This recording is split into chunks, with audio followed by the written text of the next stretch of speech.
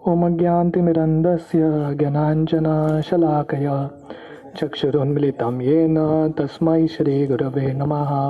श्रीचैतन्यमनोभीष्टं स्थापितं येन भूतले स्वयं रूप कदा मह्यं ददाति स्वपदान्तिकं।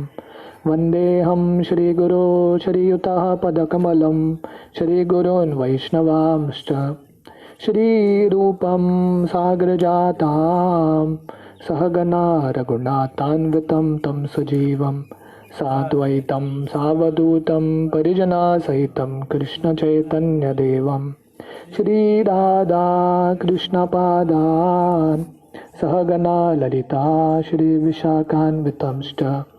नमो ॐ विष्णुपादाय कृष्णप्रेष्ठाय भूतले श्रीमते भक्तिवेदांत स्वामीति नामिने। नमस्ते सरस्वती देवे गौरवाणी प्रचारिणे निर्विशेष शून्यवादी पाश्चात्यदेशतारिणे वंशकल्पतरुभ्यश्च कृपा सिन्धुभ्येव च पतितानां पावनेभ्यो वैष्णवेभ्यो नमो नमः।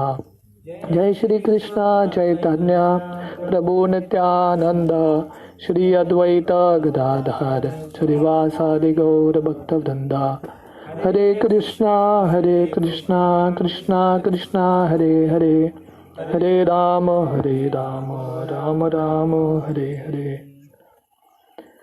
तो हम ये चर्चा कर रहे थे कि कैसे भगवान को जानने का 3 स्तर है, ब्रह्मन, परमात्मा और भगवान। पर तीनों में से सबसे सर्वश्रेष्ठ स्तर है भगवान को जानने का, वो है भगवान का रूप। राइट। तो हम ये डिस्कस कर रहे थे ये ब्रह्मन होता क्या है। ब्रह्मन जो है, जो बहुत सारे लोगों का जिंदगी का लक्ष्य क्या है, ब्रह्म में लीन हो जाना, भगवान के साथ एक हो जाना। इसको हमारे ग्रंथों में सायुज्य मुक्ति बोलते हैं। सायुज्य मुक्ति, भगवान के साथ एक हो जाना।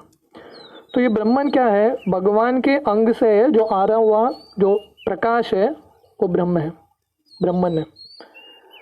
तो श्रील प्रभुपाद भागवत में बताते हैं कि जैसे चंद्र है, चंद्रमा का प्रकाश होता है। चंद्रमा का प्रकाश कहाँ से आता है? सूरज से आता है। हमने ये साइंस में पढ़ा है। चंद्रमा का प्रकाश सूरज का रिफ्लेक्शन है। तो सूरज का प्रकाश कहाँ से आता है? शास्त्र बताया था कि ब्रह्मन से सूरज का प्रकाश आता है। सूरज का जो रिफ्लेक्शन है वो ब्रह्मन से आता है। तो ब्रह्मन का प्रकाश कहाँ से आता है? वो भगवान के अंग से आता है। तो जो बुद्धिमान व्यक्ति है वो डायरेक्टली भगवान की सेवा करता है।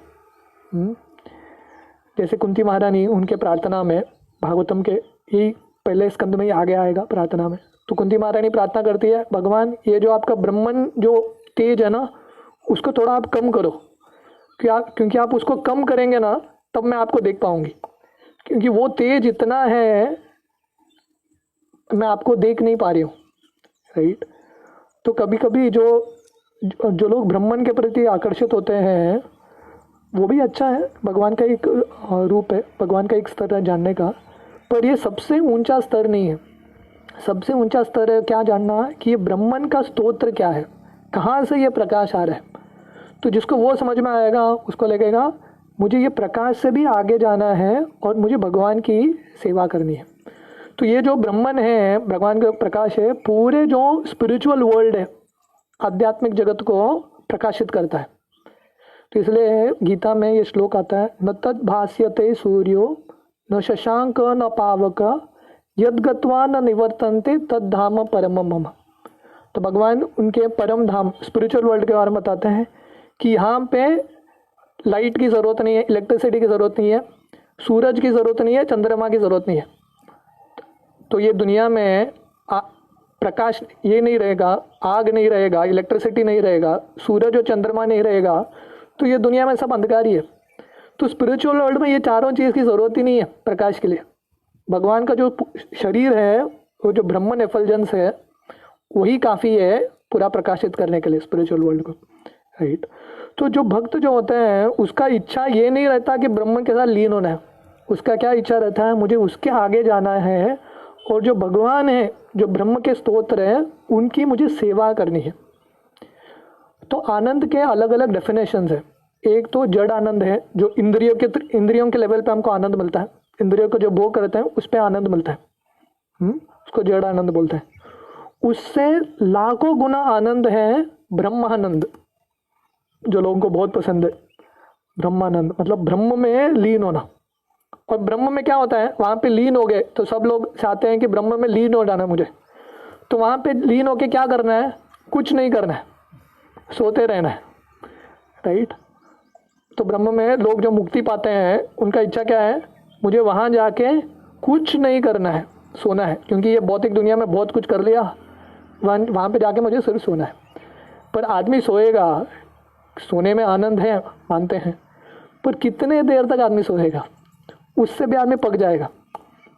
इसलिए ब्रह्मानंद से भी ज़्यादा आनंद क्या है, सेवानंद, जब हम भगवान का सेवा करते हैं, राइट।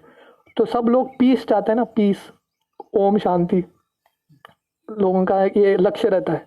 लक्ष्य क्या है ज़िंदगी में, ओम शांति शांति शांति, सब शांति ही चाहिए। पर थोड़े समय बाद लोगों को शांति नहीं चाहिए, लोगों को शांति से भी ऊंचा स्तर क्या है, प्रेम। शांति एक है जहाँ पे कष्ट नहीं है, पर उससे ज़्यादा प्रेम है। और प्रेम का लक्षण क्या है, प्रेम में अगर थोड़ा कष्ट भी आए वो भी अच्छा है, हाँ, क्योंकि प्रेम का रस का आस्वादन हो रहा है, राइट। इसलिए श्रील प्रभुपाद बताते हैं जो ब्रह्म में भी लीन हो जाते हैं वो कभी ना कभी वहाँ से गिर जाते हैं। उनको लगता है अरे बहुत शांति हो गया, थोड़ा भौतिक दुनिया फिर से घूम के आता हूँ, राइट, इधर मज़ा नहीं आ रहा उतना। तो इसलिए सबसे ऊंचा चीज़ क्या है, भगवान के पास जाना। इसलिए जो भागवतम में दो एग्जाम्पल्स आता है, उदाहरण आता है, एक तो सुखदेव गोस्वामी का और दूसरा है चतुष कुमार का। ये दोनों व्यक्ति ऑलरेडी ब्रह्मन रियलाइज थे, ब्रह्मन का साक्षात्कार कर लिया था उन्होंने, मुक्त आत्मा थे ऑलरेडी ये दोनों। ब्रह्मानंद का रस को ऑलरेडी चख रहे थे ये लोग, ऑलरेडी लिबरेटेड पीपल। फिर भी जब उनको भगवान का दर्शन होता है और भगवान का कथा सुनते हैं, उनको समझ में आता है हमको जो लग रहा था ये सबसे ऊंचा चीज़ है ब्रह्मन, अभी हमको समझ में आया कि ये कुछ भी नहीं है। जैसे जब चतुष कुमार वैकुंठ में जाते हैं, ऑलरेडी लिबरेटेड सोल्स जब वैकुंठ में जाते हैं, जब जय विजय को श्राप देते हैं तो भगवान उनके सामने आते हैं। तो पहले बार उनकी ज़िंदगी में वो भगवान को देखते हैं। उन्होंने बहुत बार सुना है पर उनको लगा ब्रह्मन ही सब कुछ है, हाईएस्ट इज ब्रह्मन। पर वो जब भगवान को देखते हैं ना, उनका पूरा जो इंद्रिय खो जाता है, इतना आनंद महसूस करते हैं। किससे, भगवान के चरण से आया हुआ तुलसी का जो फ्रेग्रेंस है, खुशबू है, उससे वो लोग पागल हो जाते हैं। तो भागवतम में वर्णन आता है, तस्यार विंद नयनस्य पदार विंद किंजल्क मिश्र तुलसी मकरंद वायु अंतर्गत स्वविवरेण चकार तेषाम संक्षोभनम अक्षर जुषाम अपिचित्त तन्वो। वो बोलते हैं किंजल्क मिश्र तुलसी मकरंद वायु, जब वो वायु चलता है और भगवान के चरण कमल, चरण के रज और तुलसी का जो वो मिक्सचर है, सुगंध है, चतुष कुमार के नॉस्ट्रिल्स नाक के अंदर जाता है, सो विवरेण तेषाम। तो इससे क्या होता है, वो इतना संक्षोभनम, पूरा एजिटेशन हो जाता है। तो उनको समझ में आता है कि हमको लग रहा था कि शांति सब कुछ है, ब्रह्मन ही सब कुछ है, पर जब हमने भगवान का ये रूप देखा और ये सुगंध पाया तो हमको समझ में आया कि ब्रह्मन से भी ज़्यादा है। तब तक वो ब्रह्मवादी थे, ब्रह्मन को हाईएस्ट मानते थे। उसके बाद वो शुद्ध भक्त बन गए भगवान का एक रूप का दर्शन लेके। वैसे सुखदेव गोस्वामी, भागवतम के शुरुआत में हमने पढ़ा था ये श्लोक। सुखदेव गोस्वामी जब उनके गर्भ से, माँ के गर्भ से पैदा हुए, ऑलरेडी लिबरेटेड थे, ब्रह्मवादी थे। तो निकलते ही भौतिक दुनिया में बिल्कुल आसक्ति नहीं था, ऐसे ही चले गए वो वन की तरफ। क्योंकि कोई ब्रह्मन को प्राप्त करता है तो ब्रह्मभूत प्रसन्नात्मा न शोषति न कांक्षति, उसका कुछ इच्छा ही नहीं रहता, निकल गया वो। पर जब उन्होंने कृष्ण कथा सुना व्यासदेव से, तो उनको समझ में आया अरे ब्रह्मांड से भी ज़्यादा ऊंचा कुछ है। इसीलिए जो भागवतम बताता है वो क्या है, ये जो भगवान को जानने का तरीका इज़ दी हाईएस्ट लेवल। तो भक्ति के मार्ग में, ज्ञान और योग के मार्ग में कोई परमात्मा और ब्रह्मन और परमात्मा तक पहुंच सकता है, पर सिर्फ भक्ति के मार्ग से कोई भगवान तक पहुंच सकता है, दी हाईएस्ट लेवल। तो उसके बाद हमने देखा टेक्स्ट 12 में कि सुत गोस्वामी बोलते हैं, इसीलिए हर एक व्यक्ति को जो भगवान को जानना चाहता है, पूर्ण पुरुषोत्तम भगवान को, उसको भक्ति करना चाहिए। कैसे करना चाहिए? पहले उसको सीरियस रहना चाहिए, प्रामाणिक होना चाहिए, और उसको कुछ हासिल करने का एक फोकस होना चाहिए। और उस तरह से उसको जो ऑलरेडी भागवत जानते हैं उनसे भागवत सुनना चाहिए, राइट? किसी और के मुख से नहीं, जो ऑलरेडी भगवान के भक्त हैं, ऐसे लोगों से हम भागवत जब सुनेंगे तब क्या होगा, धीरे धीरे भक्ति से हम भी वो भगवान की प्राप्ति कर सकते हैं, वो भगवान को समझ सकते हैं। तो उसके बाद वो लिखते हैं टेक्स्ट 13, ये बहुत इंपॉर्टेंट श्लोक है। अत पुंबिर द्विज श्रेष्ठ वर्णाश्रम विभागश स्वनुस्थितस्य धर्मस्य संसिद्धिर्हरितोषणम्। O best among the twice born, it is therefore concluded that the highest perfection one can achieve by discharging the duties of prescribed for one's occupation according to caste divisions and orders of life is to please the personality of Godhead. तो वो बोलते हैं, हे शौनक आदि ऋषि, वो best of the twice born, ये conclusion है कि वर्णाश्रम विभागश, वर्णाश्रम में अलग अलग विभाजन होता है। वर्ण का विभाजन, आश्रम के विभाजन। वर्ण के विभाजन क्या है? ब्राह्मण, क्षत्रिय, वैश्य, शूद्र। आश्रम के विभाजन क्या है? ब्रह्मचारी, गृहस्थ, वानप्रस्थ, संन्यास, राइट? तो ये वर्णाश्रम के विभाजन क्यों है और इसका सक्सेस क्या है? कि वर्णाश्रम जो सिस्टम है, अगर हम बोलेंगे कि कोई सक्सेसफुल बन गया वर्णाश्रम के पालन के, उसका सक्सेस क्या है? समसिद्धिर हरितोषणम। सक्सेस है कि अंत में भगवान संतुष्ट होने चाहिए, हरितोषणम। तो the purpose of life, Srila Prabhupada बार बार ये पर्पट में समझाते हैं, the purpose of life is to please Krishna. जिंदगी का लक्ष्य, हर कोई पर्पस ढूंढता है जिंदगी में। मेरा जिंदगी का पर्पस कब सक्सेसफुल होगा? कब सक्सेसफुल होगा? जब हम भगवान को संतुष्ट करेंगे। भगवान जब हमको देख के स्माइल करेंगे तो अब हमारी ज़िंदगी सक्सेसफुल है। जैसे हम रामायण में जानते हैं, हनुमान जी लंका जब जाके आए, सीता को मिल के राम का संदेश पहुंचा के थोड़ा एक्स्ट्रा सर्विस भी करके आए, लंका को जला के आए। राम ने हनुमान जी को बोला था संदेश पहुंचा के आना बस, but Hanuman ji sincere devotee है। तो श्रील प्रभुपाद बोलते हैं डिवोटी तीन क्वालिटी होना चाहिए भक्त का। एक तो सीरियस होना चाहिए, दूसरा सिंसियर होना चाहिए, और दूसरा नो अल्टीरियर मोटिव, और कुछ हेतु नहीं होना चाहिए। तो हनुमान जी को लगा, क्योंकि हनुमान जी सेवानंद इतना ले रहे थे, तो लगा ये तो बहुत छोटा सेवा है, संदेश पहुंचा के आना, कुछ मज़ा नहीं आ रहा है, कुछ तो करके आता हूँ एक्स्ट्रा। तो लंका को जला के आए, पूरे लंका को जला के आ गए वापस। जब वो वापस आए, राम से मिले, तो भगवान राम बोले मेरे पास आपको देने के लिए कुछ नहीं है, पर मैं एक चीज़ आपको दे सकता हूँ।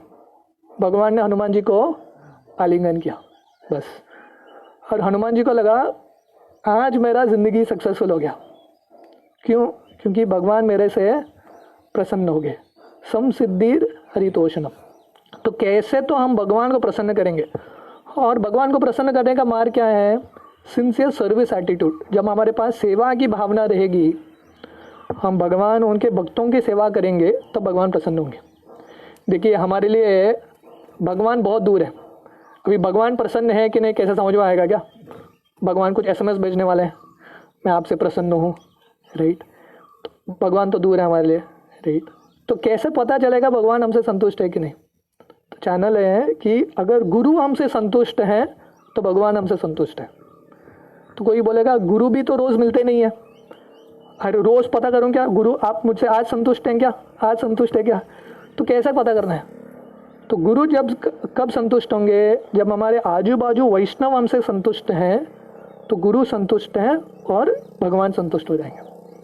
तो सबसे इम्पोर्टेंट क्या है? जो डिवोटी साथ में है, पास में है, उनकी सेवा करना और उनकी ब्लेसिंग्स, उनके आशीर्वाद लेना, उनको संतुष्ट करना। जैसे हम सब जानते हैं श्राद्ध का सेरेमनी, श्राद्ध के प्रोग्राम में क्या होता है, अल्टीमेटली हम ब्राह्मणों को प्रसाद खिलाते हैं। क्यों?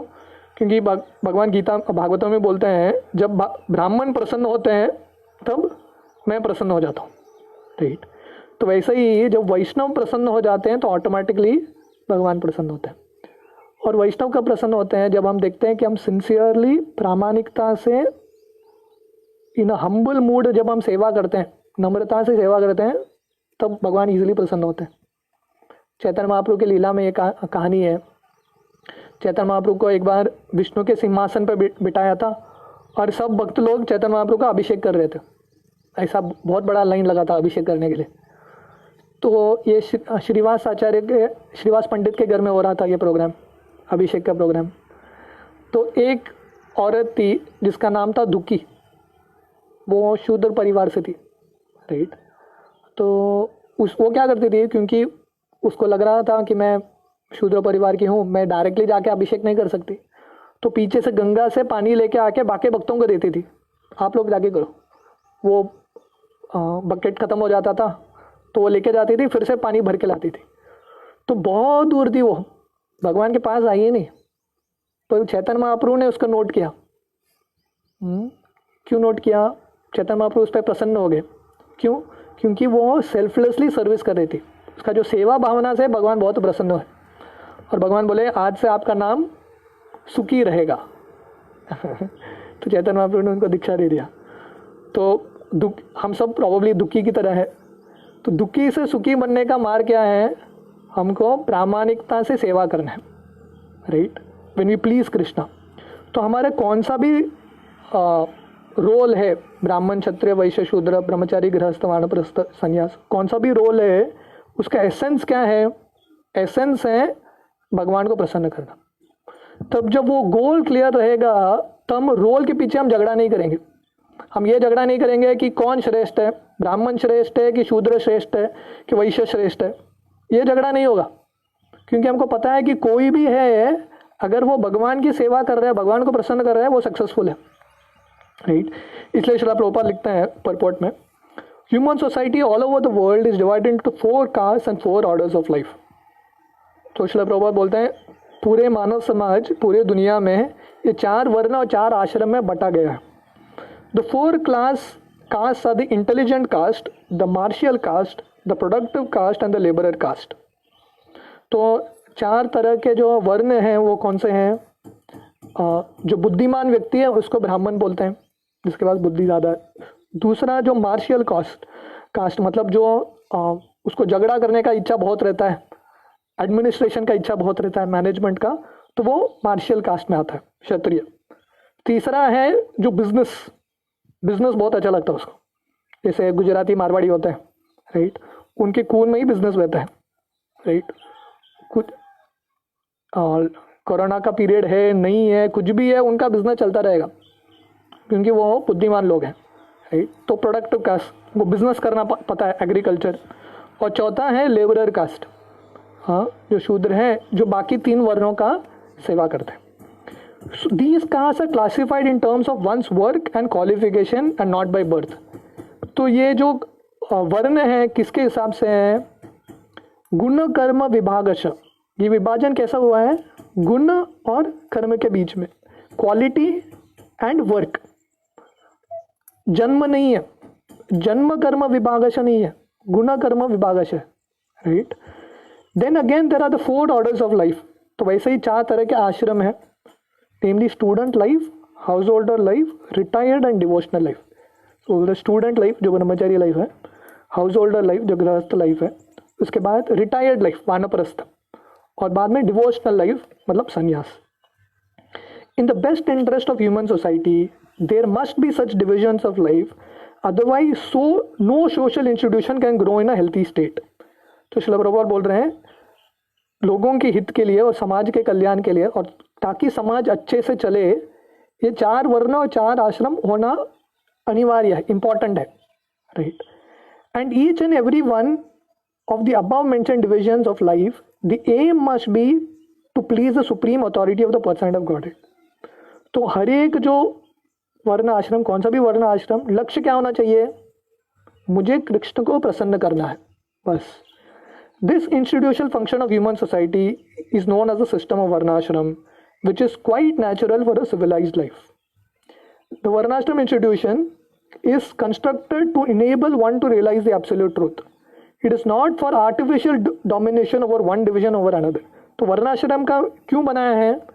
ताकि हर कोई अपने गुण कर्म के अनुसार सेवा कर सके और भगवान को प्रसन्न कर सके। ये जिंदगी में वो खुश रहेगा और भगवान को भी प्रसन्न करेगा, राइट।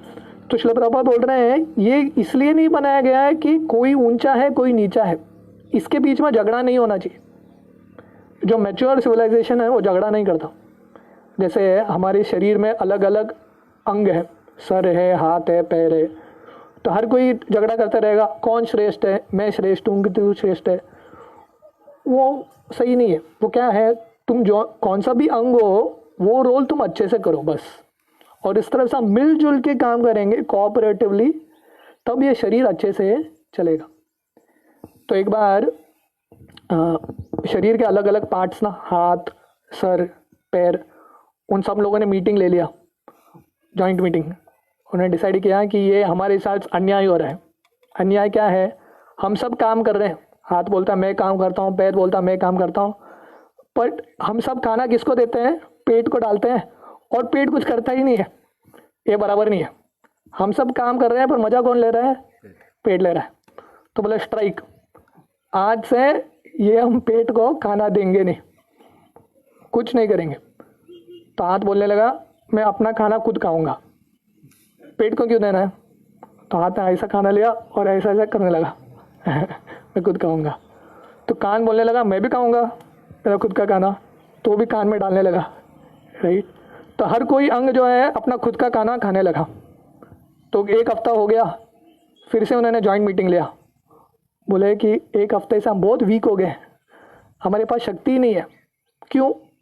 तब उनको समझ में आया, अरे जब तक हम पेट को खाना ही नहीं देंगे, हमको खाना नरिशमेंट आएगा ही नहीं। समझ आ रहा है? तो वैसे ही ये वर्णाश्रम सिस्टम क्या है, भगवान जो है केंद्र है। जब हम भगवान को संतुष्ट करेंगे ऑटोमेटिकली हर कोई जो अंग है संतुष्ट हो जाएगा। जैसे पेड़ के जड़ को हम जब पानी डालते हैं तो ऑटोमेटिकली पेड़ का हर एक जो अंग है वो संतुष्ट हो जाता है। तो वैसे ही वर्णाश्रम धर्म में एम क्या है? To please Krishna, right. When the aim of life, that is the realization of the absolute truth, is missed by too much attachment for indriya priti or sense gratification, as already discussed before, the institution of varnashram dharma is utilized by selfish men to pose an artificial predominance over the weaker section. तो जब ये M छूट जाता है, कौन सा भी system का एक रूप होता है और एक सार होता है, एसेंस। कौन सा भी इंस्टीट्यूशन का, जैसे इस्कॉन है, तो इस्कॉन का सार क्या है? हम सब साथ में आए हैं भगवान की भक्ति करने के लिए, भक्ति में प्रगति करने के लिए। पर उसका फॉर्म भी है, उसमें मैनेजमेंट भी आता है, बहुत कुछ भी आता है। तो हम एक्सटर्नल फॉर्म में रह गए, तब क्या होगा? सार जब हमने मिस कर दिया तो कुछ फ़ायदा नहीं वो सिस्टम का, सिस्टम बेकार है, राइट। तो वैसे ही वर्णाश्रम सिस्टम का एसेंस क्या है? कुछ भी चीज़ का सार समझना चाहिए। वर्णाश्रम सिस्टम का एसेंस क्या है? कृष्ण को संतुष्ट करना।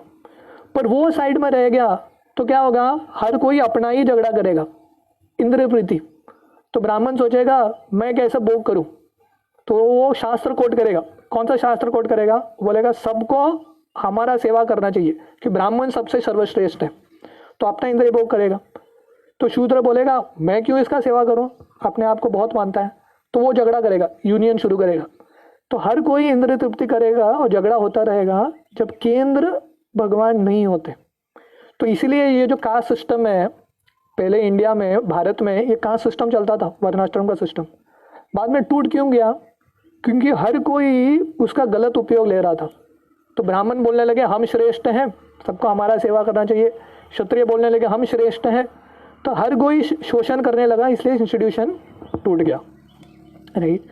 In Kali Yuga and this age of coral, this artificial prominence is already current, but the saner section of the people know it well that the divisions of castes and orders of life are meant for smooth social intercourse and high thinking self realization and not for any other purpose. तो इसलिए कलयुग में ये system fail हो गया क्योंकि essence भूल गए, सार भूल गए, भगवान को संतुष्ट करना। हर कोई अपने संतुष्टि के पीछे लगा है। पर जो लोग ये सिस्टम को बराबर फॉलो करते हैं और सेंटर पॉइंट वो रखते हैं तो ऊपर नीचे कुछ होता ही नहीं है। There is no question of high और लो। जैसे आप भगवान का लीला पढ़ेंगे तो भगवान जब हस्तिनापुर जाते हैं शांति दूत बन के, तो भगवान किसके घर जाते हैं? विदुर के घर जाते हैं। विदुर कौन था? विदुर एक्चुअली शूद्र परिवार से था, राइट। तो भगवान पहले से बोलते हैं कि ये एक्सटर्नल चीज़ से हमको फंसना नहीं है, सार हमको समझना चाहिए। कोई भगवान का भक्त है, प्रामाणिक भक्त है, तो कौन सा भी वर्ण, कौन सा भी आश्रम से हो, उसको रिस्पेक्ट देना चाहिए। Herein the statement of Bhagavatam is that the highest aim of life or the highest perfection of institution of Varnashram Dharma is to cooperate jointly for the satisfaction of the Supreme Lord. This is also confirmed in Bhagavad Gita. तो वर्णाश्रम धर्म या मनुष्य जन्म का, मनुष्य जो धर्म है, सोसाइटी का सार क्या है? हमको मिलजुल के, बिना झगड़ा किए, मिलजुल के क्या करना चाहिए? भगवान को संतुष्ट करना चाहिए। तो this is how society should work. साथ में किसका कौन सा भी रोल हो, साथ में मिलके हम भगवान की सेवा करें। तो कौन सा रोल बड़ा है वो इम्पोर्टेंट नहीं है।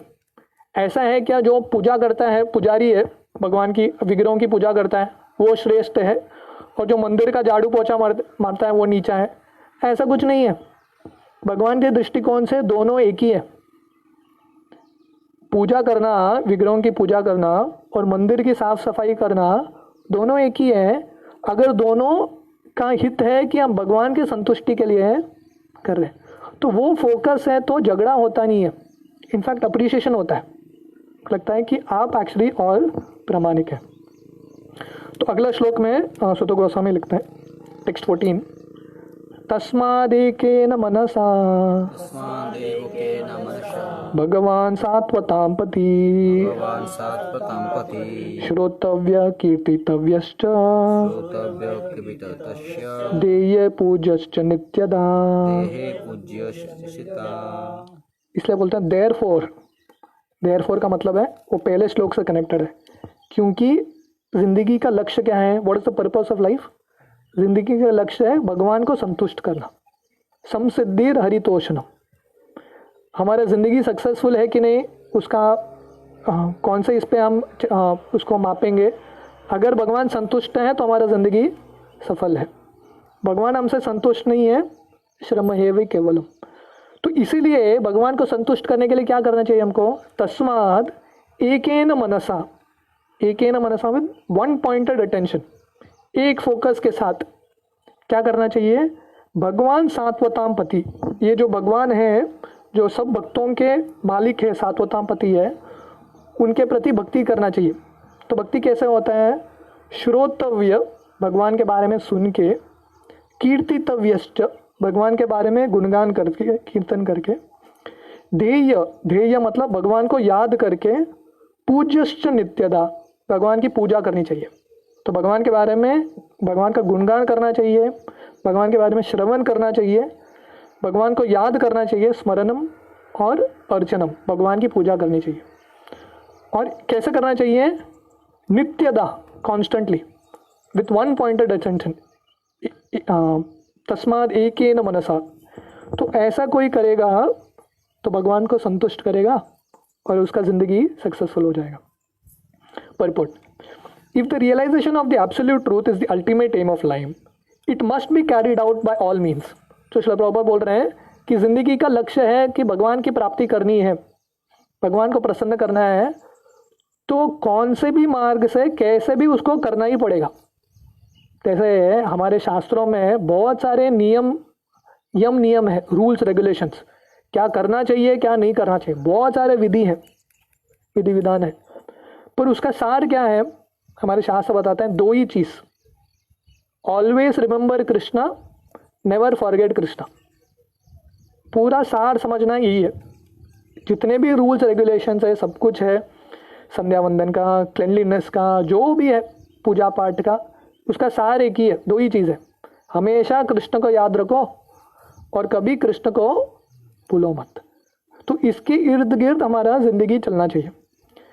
तो इसलिए श्री प्रभुपाद बोल रहे हैं, if realization of the absolute truth, भगवान का साक्षात्कार करना जिंदगी का लक्ष्य है, उसको कैसे भी करके ये न के न प्रकारेण मन कृष्ण निवेशियत, कैसे भी करके मन को कृष्ण में लगाना है, सम्मव दी अदर, कितना भी कष्ट रहेगा इसको हासिल करना ही है।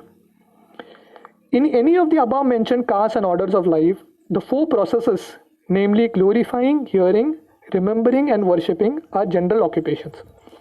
तो श्रील प्रभुपाद बोल रहे हैं कि ज़िंदगी में हम बोलेंगे अरे भगवान के बारे में श्रवण कीर्तन, भगवान को क्यों याद करना है, भगवान की क्यों पूजा करनी है। कोई बोलेगा ठीक है, आप भगवान के बारे में सुनो मत, भगवान के बारे में आप गुणगान मत करो, उनके बारे में चिंतन मत करो, पर आप किसी न किसी विषय, किसी न किसी आदमी के बारे में ये सब 4 चीज़ करेंगे ही करेंगे। आप भगवान के बारे में नहीं करेंगे तो किसी फिल्म स्टार के बारे में श्रवण करते रहेंगे, या कोरोना के बारे में श्रवण करते रहेंगे, उसके बारे में बोलते रहेंगे, हाँ श्रोतव्य कीर्तितव्य, उसके बारे में सोचते रहेंगे और उसकी पूजा करते रहेंगे। तो लोग बोलते हैं हमको भगवान की पूजा नहीं करनी है, भगवान के मंदिर में ही रखना है। तो भगवान को नहीं रोकोगे, हर एक के घर में किसी ना किसी फोटो रहेगा, किसी के घर में मोदी का फोटो रहेगा, उसकी पूजा करेगा, किसी के घर में शाहरुख खान का फोटो रहेगा, किसी के घर में विराट कोहली का फोटो रहेगा, या किसी के घर में रजनीकांत का फोटो रहेगा, पर हर कोई किसी न किसी चीज़ की पूजा जरूर करता है। क्यों? ये नेचुरल है। श्रील प्रभुपाद लिखते हैं, activities of the living being involve engagement in this 4 principles of life. तो दूसरों के बारे में गुणगान सुनना, किसी के बारे में गुणगान करना, किसी के बारे में सोचना और किसी की पूजा करना स्वाभाविक है हमारे लिए। Especially in modern society, all activities are more or less dependent on hearing and glorifying. Any man from any social status becomes well-known man in human society within a short time if he is glorified truly or falsely in the daily newspaper. तो श्रील प्रभुपाद बोलते हैं कोई साधारण व्यक्ति बहुत famous बन जाता है। कैसे? उसका अगर गुणगान होता रहेगा, न्यूज़पेपर में गुणगान होता रहता है, पॉजिटिवली या नेगेटिवली, इस तरफ या उस तरफ उसका गुणगान होता रहता है, तो लोग उसके बारे में वो बहुत फेमस हो जाएगा। Sometimes political leaders of a particular party are also advertise in newspaper propaganda, and by such a method of glorification an insignificant man becomes an important man within no time.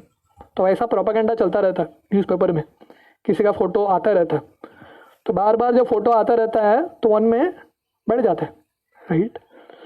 But such false propaganda by false glorification of a man or for the society, there may be some temporary reactions to such propaganda, but there are no permanent effects.